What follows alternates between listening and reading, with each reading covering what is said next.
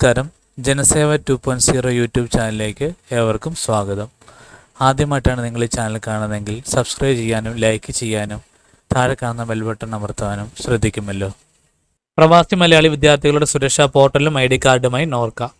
വിദേശ രാജ്യങ്ങളിൽ മലയാളി വിദ്യാർത്ഥികളുടെ സുരക്ഷ ഉറപ്പാക്കാൻ നോർക്കയുടെ മൈഗ്രേഷൻ സ്റ്റുഡൻസ് പോർട്ടൽ വൈകാതെ ആരംഭിക്കും. പോർട്ടലിൽ രജിസ്റ്റർ ചെയ്യുന്ന വിദ്യാർത്ഥികൾക്ക് സമഗ്ര തിരിച്ചറിയൽ കാർഡ് ലഭിക്കും. യുദ്ധം പോലെയുള്ള നിർണായക സമയങ്ങളിലെ കുട്ടികളെ നാട്ടിലെത്തിക്കാൻ പോർട്ടലിൽ ഇത്തരം വിവരങ്ങൾ സഹായകരമാകും.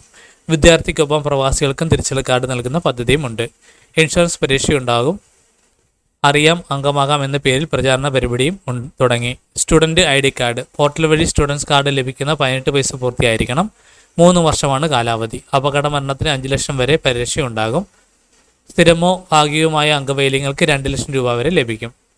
പ്രവാസി ID കാർഡ് 18 വയസ്സ് മുതൽ 70 വയസ്സ് വരെ പ്രായപരിധിയുള്ള വിദേശത്ത് 6 മാസത്തിൽ കൂടുതൽ ജോലി ചെയ്യുകയോ താമസിക്കുകയോ ചെയ്യുന്നവർക്കാണ് കാർഡിന് അർഹത.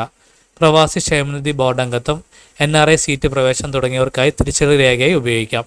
അപകട മരണത്തിന് 5 ലക്ഷവും അംഗവൈകല്യത്തിന് 2 ലക്ഷവും പരിരക്ഷ ലഭിക്കും. ഈ കാര്യങ്ങൾ എല്ലാവരിലേക്കും ഷെയർ ചെയ്യുക. എല്ലാവർക്കും ഉപകാരപ്പെടട്ടെ.